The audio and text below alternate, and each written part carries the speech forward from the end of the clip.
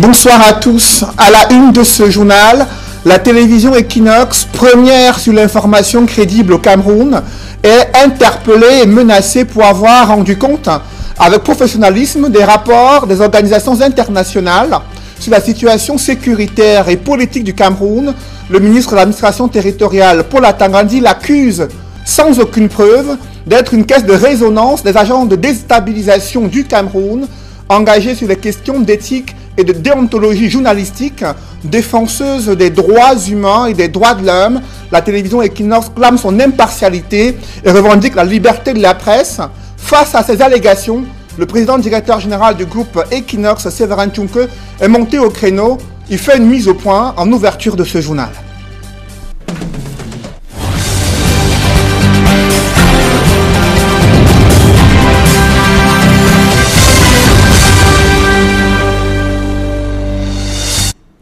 Merci de suivre cette édition complète de l'information sur Equinox en télévision. Le ministre de l'administration territoriale, Paul Atangandi, accuse ouvertement Equinox d'être une chaîne de télévision qui relaie des informations erronées émanant des organisations internationales pourtant reconnues sur le plan international. Il fait savoir qu'Equinox Télévision est un agent de déstabilisation du Cameroun et ses différentes ONG ont pris près de 5 milliards de francs CFA pour mettre en œuvre un plan de déstabilisation des institutions à travers des rapports erronés qui dénigrent l'armée camerounaise. Le ministre de l'administration territoriale, dans un ton menaçant, a dit que le Cameroun ne souhaite pas avoir des radios mille collines ou des médias qui jettent de l'huile sur le feu, tensant ainsi Equinox et d'autres médias. Le ministre de l'administration territoriale était face à la presse à Yaoundé. Compte rendu avec Izogo. Les ONG et certains médias sont dans le collimateur du gouvernement. Dans une déclaration délivrée à Yaoundé, le ministre de l'administration territoriale estime que ces ONG ont abandonné leur rôle initial. Plusieurs ONG et associations de la société civile ou des droits de l'homme se sont totalement écartés des objectifs et des missions pour lesquelles elles ont été agréées par le ministre de l'administration territoriale. Sans détour, le patron de la territoriale pointe les mises en cause. Les ONG, Human Rights Watch, Amnesty International, International Crisis Group, OCHA, REDAC et bien d'autres sont engagés dans une démarche conspirationniste contre le Cameroun et contre les forces de défense et de sécurité. Plus grave, selon le ministre de l'administration territoriale, ces ONG et certains médias reçoivent des financements occultes pour agir de la sorte.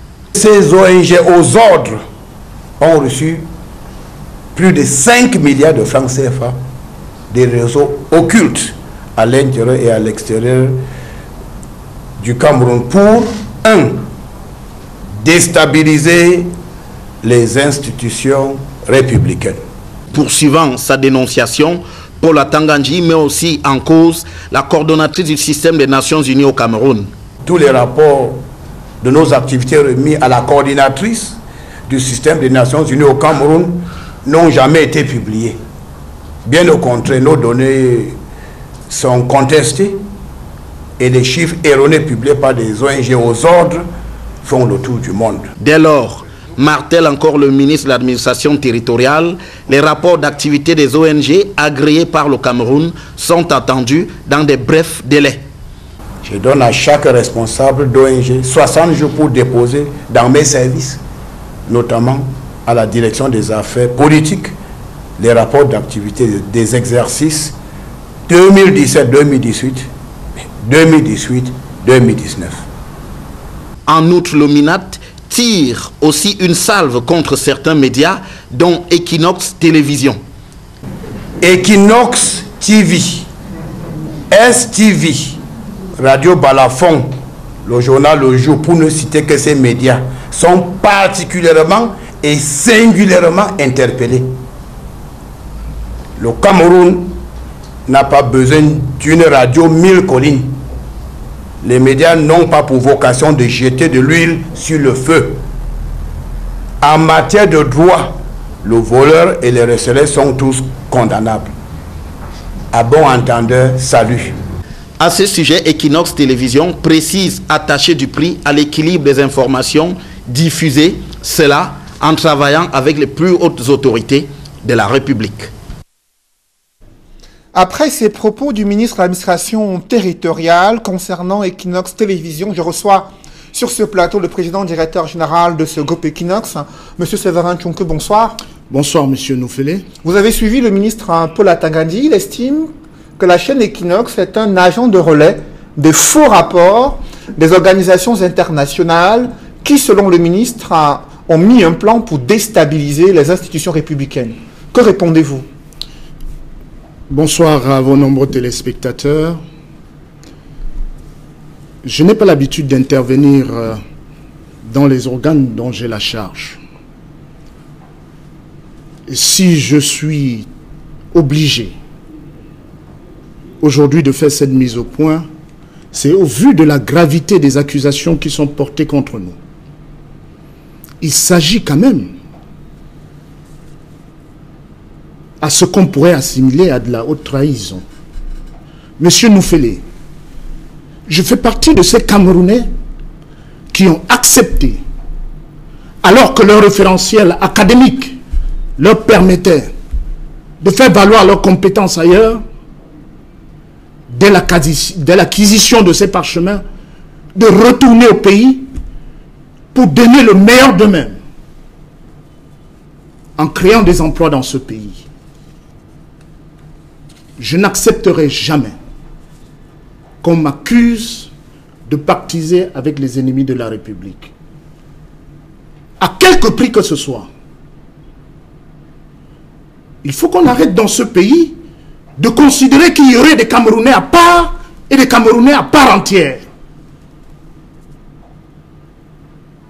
J'essaye de faire du mieux et nous essayons de faire du mieux pour faire de nos entreprises les meilleurs qui soient dans notre sous-région, les meilleurs qui soient en Afrique. Monsieur Noufélé, à ce jour, Equinox Télévision, depuis la survenue des drames de Ngarbou, est la seule télévision au Cameroun à avoir envoyé une équipe sur le théâtre des opérations.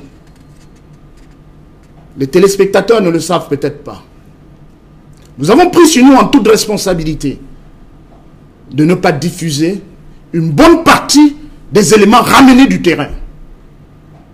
Et je veux bien faire savoir aux téléspectateurs et à l'opinion publique nationale et internationale que jusqu'à ce matin, nous échangeons en permanence avec certaines des plus hautes autorités militaires de ce pays sur ce qui se passe sur le théâtre des opérations. Et je les prends à témoin.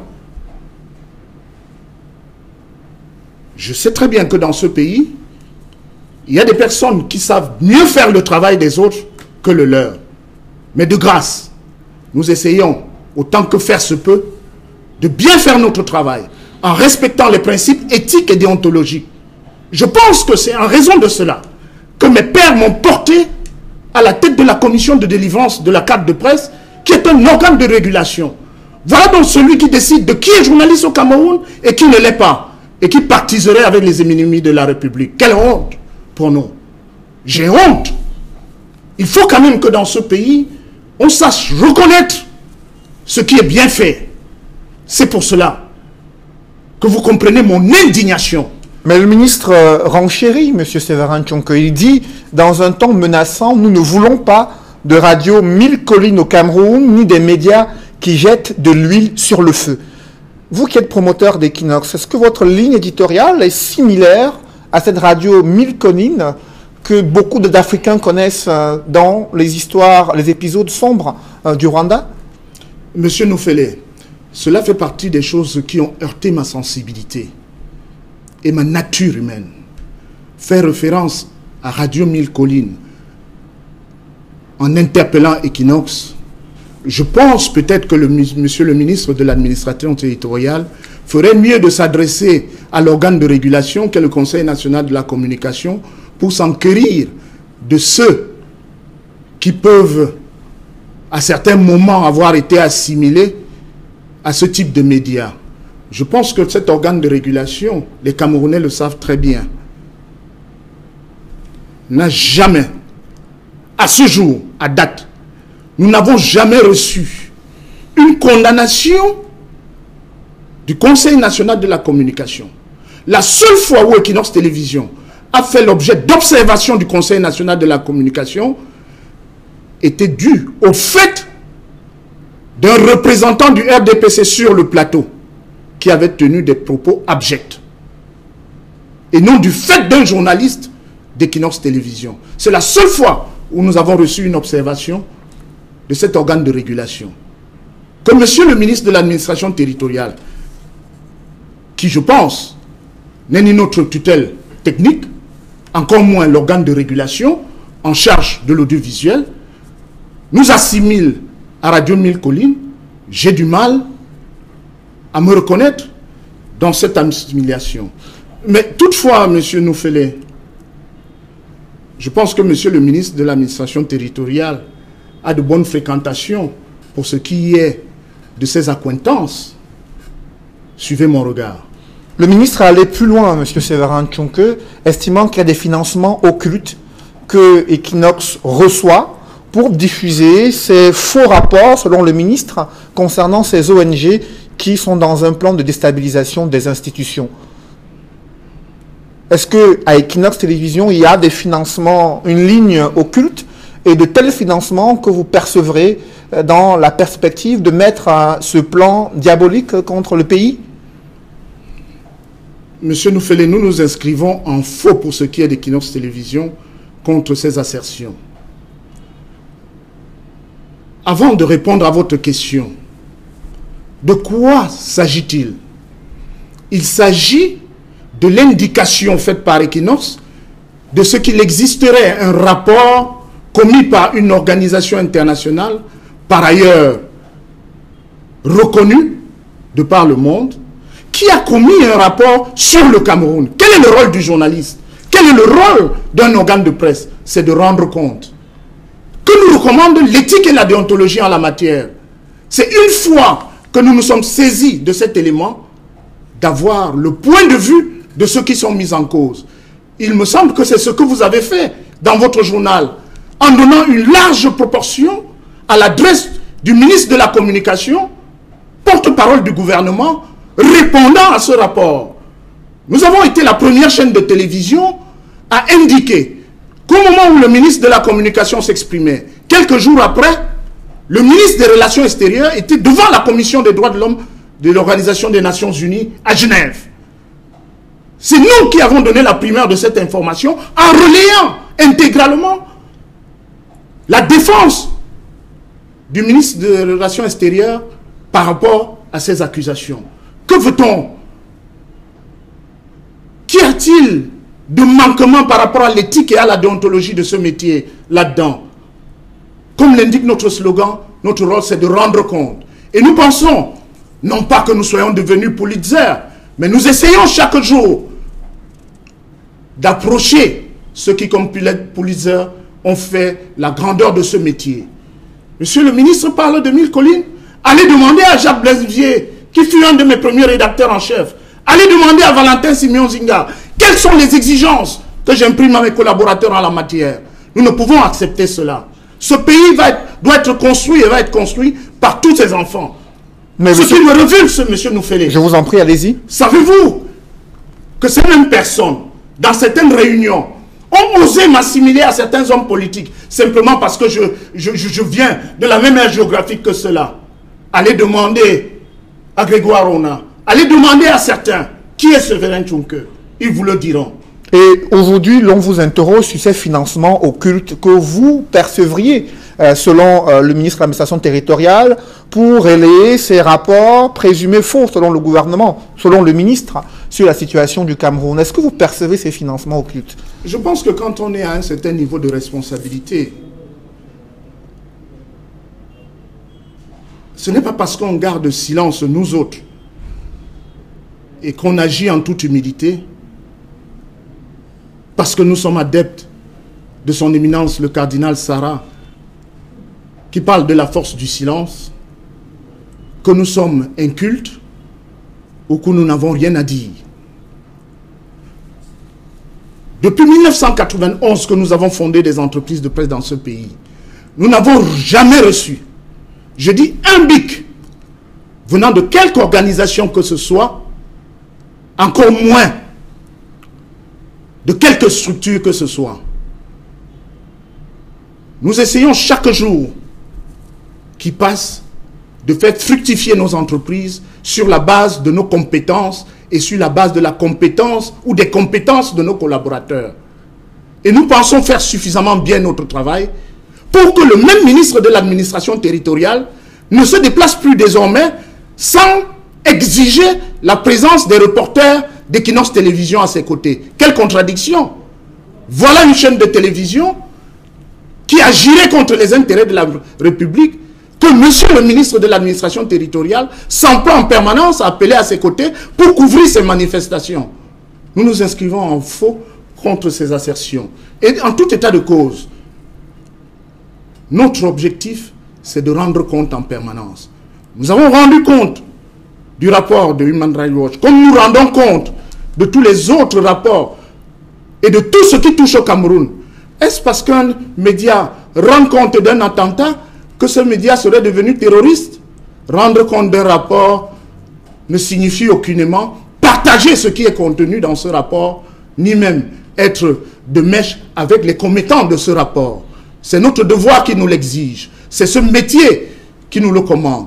Et nous le ferons en respectant les règles éthiques et déontologiques qui guident ce métier. Mais le ministre de l'administration territoriale a un problème particulier avec les investigations et les enquêtes menées par Equinox Télévision. Il estime qu'elles sont de nature, ces enquêtes et investigations, à dénigrer les institutions de la République du Cameroun, à saper le moral de l'armée camerounaise qui est sur le théâtre de la guerre à la fois contre les séparatistes, également contre les terroristes à l'extrême nord du Cameroun. Je vous ai indiqué tantôt que nous échangeons, et pas plus tard que ce matin, avec certaines des plus hautes autorités militaires de ce pays, pour comprendre ce qui se passe, afin de mieux édifier nos téléspectateurs. Je ne révélerai pas ici la teneur de nos échanges, parce que, voyez-vous, ce pays nous appartient tous. Et lorsqu'on a investi dans un pays, nous avons perdu près de 40 à 45% de notre chiffre d'affaires du fait de la guerre dans le nord-ouest et le sud-ouest. Voilà des gens qui se contenteraient d'être avec de mèche avec des gens qui leur font perdre ce qui leur permet de vivre. Je comprends bien que les conflits internes au gouvernement font en sorte que certaines personnes nous en veuillent d'avoir accompagné monsieur le Premier ministre dans la tenue du grand dialogue auquel elles étaient opposées. Nous avons fait notre devoir de républicains. Et la seule satisfaction que nous avons eue, au lieu d'envoyer des factures à monsieur le Premier ministre, nous avons été satisfaits des remerciements qu'il a bien voulu nous adresser en nous recevant personnellement dans son cabinet. Nous l'avons accompagné dans cette opération. Savez-vous que nous avons dû louer pendant 10 jours des satellites, malgré nos modestes moyens, pour rendre compte fidèlement de ce qui se passait au Palais des Congrès.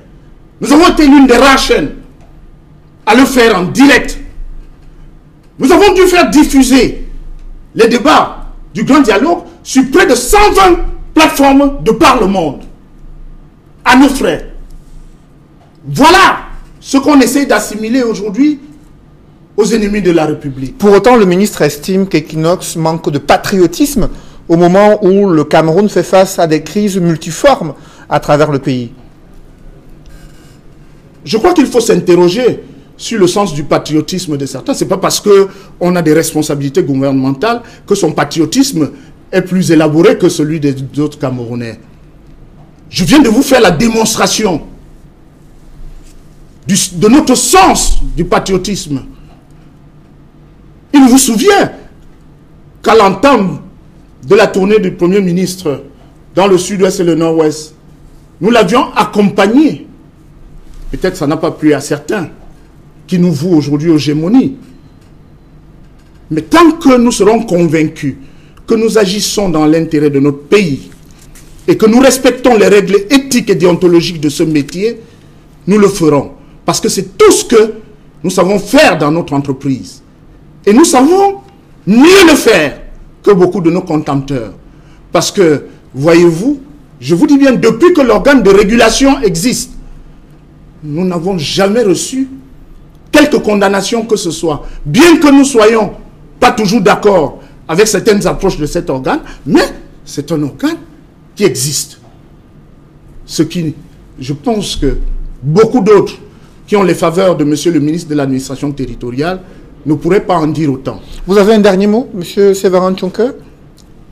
Simplement, nous pensons que ceux qui jettent de l'huile sur le feu ne sont forcément pas ce qu'on pointe du doigt. Vous savez, il est temps de pouvoir le dire. En matière de communication de crise, il y a des relais. Comment pouvez-vous expliquer que pas plus tard qu'hier, alors qu'un événement malheureux s'est déroulé en Galim et à Bamenda, monsieur le ministre de la Communication a fait une sortie médiatique qui n'a pas terminé de faire son effet. Voilà que cet après-midi, cette communication vient d'être annihilée complètement. On s'interroge sur ce qu'on peut appeler patriotisme de certains. Nous sommes de véritables patriotes. Et nous pensons que ce pays sera construit par tous les Camerounais. Et pas plus les uns que les autres. Nous avons investi dans ce pays, nous créons des emplois, et nous pensons que c'est notre sens du patriotisme.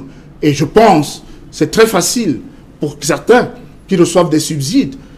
C'est parce que nous payons les impôts que ceux-là peuvent se contenter aujourd'hui de rouler carrosse, mais de grâce, qu'ils ne nous affublent pas de ce que nous ne sommes pas, mais qu'ils appellent peut-être notre attention sur certaines informations dont ils sont les détenteurs. C'est notre métier. Nous rendons compte de tout ce qui se passe.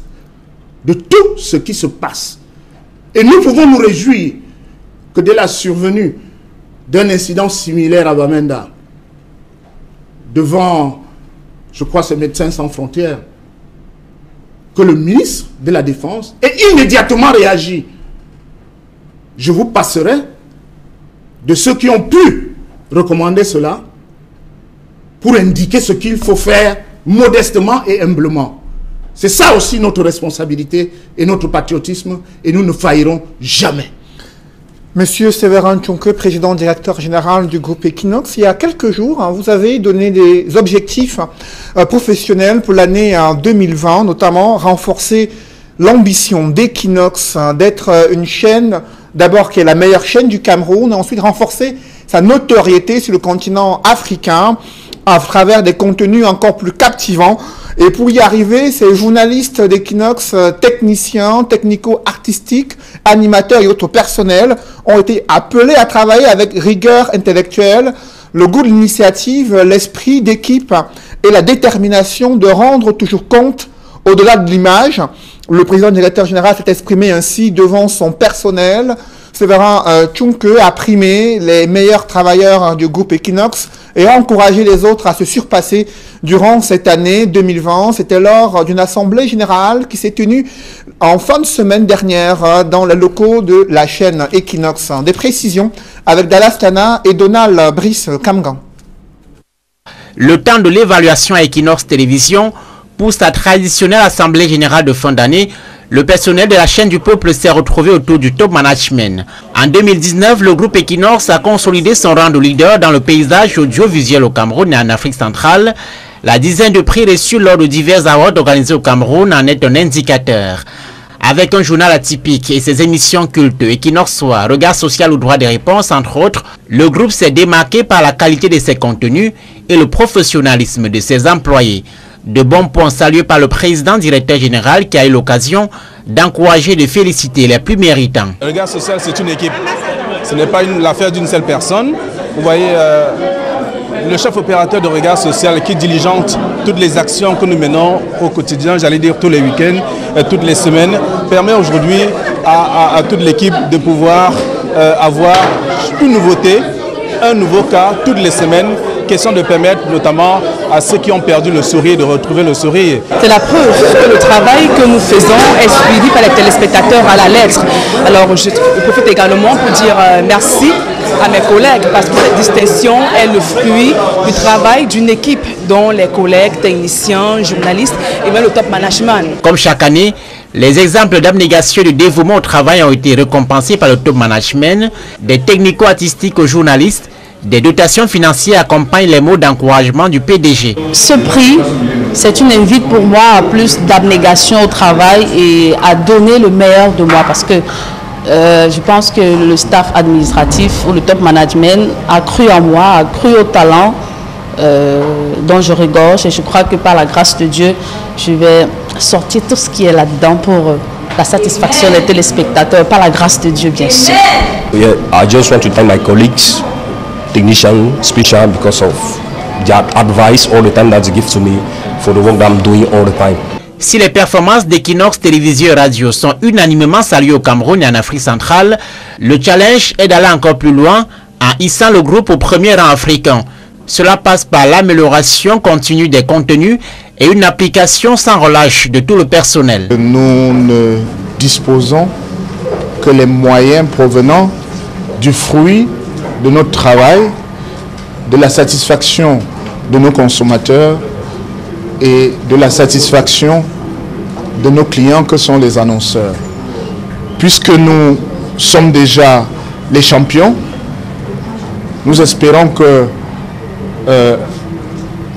ces annonceurs continueront de nous faire confiance pour ceux qui nous ont déjà fait confiance et que d'autres annonceurs nous feront davantage confiance afin que nous puissions hisser cette chaîne au top niveau des chaînes qui comptent dans le monde. Le cap ainsi fixé, le top management répondant aux préoccupations des employés a promis de consentir cet aménagement tous les efforts nécessaires afin d'améliorer le cadre de travail du personnel. Et en tant que rédacteur en chef du groupe Equinox, nous continuerons à titre individuel et collectif à rendre compte au-delà de l'image, à travailler avec professionnalisme, rigueur intellectuelle et respecter l'éthique et la déontologie journalistique, donnant la parole à tout le monde, menant des investigations à travers le Cameroun et sur le plan africain, permettant aux Camerounais d'être au fait des actualités majeures à travers le Cameroun et le continent africain en faisant juste notre travail de journaliste sans jamais avoir peur, continuant de relayer toutes les informations crédibles et vérifiées sur les antennes d'Equinox Télévision. Dans le reste de l'actualité, évoquons à présent cette sortie du gouvernement concernant les deux attentats survenus à la fois en Galim et à Bamenda, dans la région de l'Ouest et dans la région du Nord-Ouest, là où plusieurs morts ont été enregistrés parmi des soldats, gendarmes, policiers, également des civils, en l'espace de 24 heures, des attentats meurtriers qui révèlent l'ampleur de la situation d'insécurité dans la région du Nord-Ouest et ses ramifications dans la région de l'Ouest. Des précisions avec Jean-Paul Chouniat.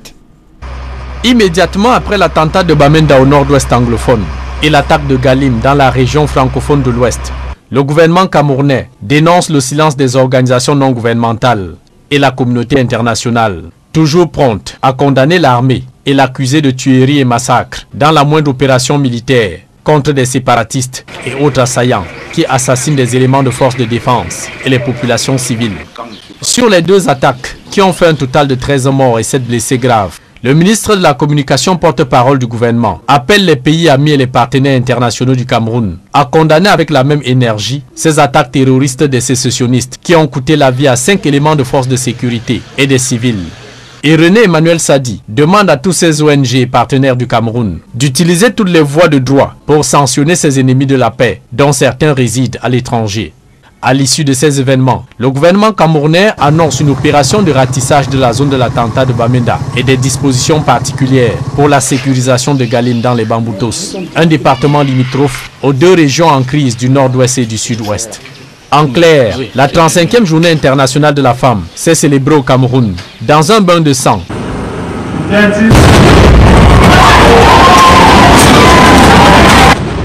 Avec à la veille à Galim L'attaque du commissariat de sécurité publique et la brigade de gendarmerie par une cinquantaine d'individus lourdement armés qui ont assassiné 2 gendarmes, 2 policiers et 8 civils. Puis l'attentat de Bamenda à l'engin explosif improvisé qui a tué un militaire, blessé grièvement 4 autres, 2 policiers et 1 civil. En plein défilé du 8 mars 2020, au cœur du chef-lieu du Nord-Ouest, une des 2 régions en crise depuis 2016.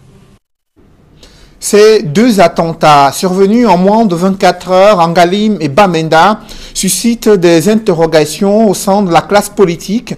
D'aucuns s'interrogent sur cette montée des violences meurtrières plusieurs mois après le grand dialogue national. Dans les rangs de l'opposition, on estime que les résolutions de ce grand dialogue n'ont pas permis de ramener la paix et la sérénité au sein des populations. Il faut aller vers un dialogue inclusif avec la branche politique des mouvements séparatistes. C'est ainsi que s'expriment des leaders de l'opposition. Faux retorquent des militants du RDPC qui soutiennent que la situation s'améliore et que le gouvernement a mobilisé tous les moyens afin de mettre un terme à cette crise dans les régions du nord-ouest et du sud-ouest, des moyens visant à contenir l'insécurité dans ces 2 régions en guerre depuis près de 3 ans. Le regard croisé des acteurs politiques sur la situation sécuritaire et les solutions pour sortir de la crise anglophone, c'est dans ce reportage que signe Flavien Valondongo. L'insécurité grandissante qui contribue à enregistrer des décès dans les régions du nord-ouest et du sud-ouest ces derniers temps ne cesse d'indigner les acteurs politiques de l'opposition comme du parti au pouvoir. Nous sommes dans la méditation maintenant parce que quand des femmes sont intéressées et concernées par des tueries, nous sommes interpellés au plus haut point. Et le caractère métastatique de ce conflit nous interpelle encore. Parce que si vous tuez des gens pour ce qu'ils sont, puisque les enfants n'ont rien fait, ça peut être un crime crapuleux. Mais à un moment, ce n'est qu'une question de nombre pour qu'on tombe dans le génocide. Après Garbou, Bamenda et Galim ont payé le week-end le prix de l'indélicatesse des décideurs qui peinent à trouver la solution à la crise sociopolitique qui secoue les régions anglophones. C'est une attaque qui est à condamner, qui est à décrier.